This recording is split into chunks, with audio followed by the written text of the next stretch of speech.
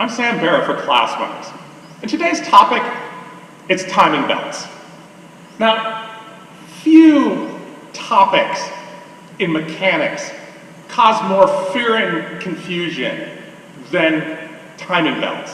Why? Because for most of automotive history, cars didn't use timing belts. I mean, most Americans were used to big V8 engines with timing chains that you really never had to worry about until a few decades of abuse rendered them stretched out or broken. It really was in the 70s and then into the 80s that Americans started to have to worry about timing belt failure. But you really didn't have to worry that much.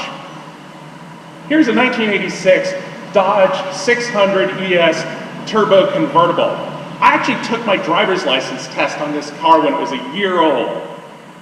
The 2.2 liter overhead cam engine has a timing belt, but it's a non-interference engine. That means if the timing belt broke, the piston would not meet the valve.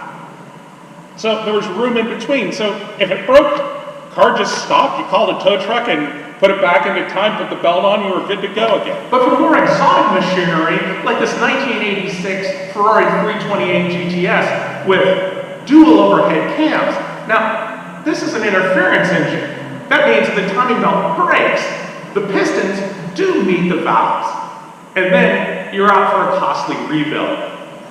So the question is why is the timing belt so expensive to replace on some cars and not on others? Well, it's actually pretty simple. Take a look at this Subaru Sambar. Here's the engine. There's very good access from the top, from the back, and from the sides. So this is one of the easiest timing belts in the world to replace. Now, contrast that to something mid-engine like this Honda Beat, where the engine is below an access panel, and there's only about this much room to maneuver wrenches. So now, on this 1994 Subaru Sambar Diaz Extra G van, it's got a 4-cylinder 660cc engine. It's a K van. So most K vehicles, the specification is to replace the timing belt at 100,000 kilometers, or 62,000 miles, or about every 7 to 10 years. Now, this Sambar only has 6,200 original miles, but it's also the original 26-year-old timing belt. Time to change it, because this engine will turn 7,500 RPMs. That's pretty fast, and the last thing you want is to have this belt go kaboom and causing the engine to need a rebuild. Usually, all that it takes is to remove the alternator belt, pull off the crank pulley, pulling off the timing cover, and you're pretty much there. So there it is in all its glory, the timing belt.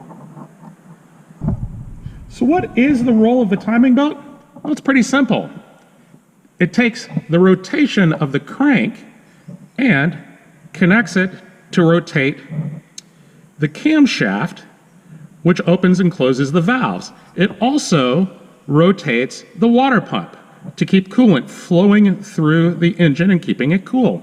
It's really that simple. All right, so this is the original cam belt. Now you can see I've actually marked it for where it touches the different pulleys. And I'll transfer these marks over to the new one. But you'll see that although it's not that worn, it's beginning to show some weather checking. All right, so here's the ultimate test. Did we get it right?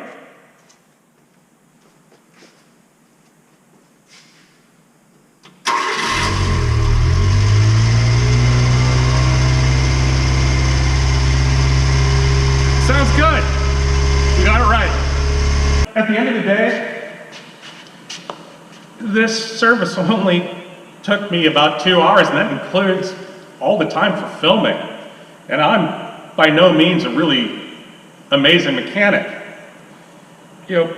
For the $65 I paid to have this part shipped out to me, that's probably another decade of enjoyment. It's not bad to have that kind of rate of return on the service that you do, because these vehicles are awfully fun. Take care of them and they'll take care of you. For Class Winners Collector Vehicles, I'm Sam Barrow. Life's too short to drive ordinary cars.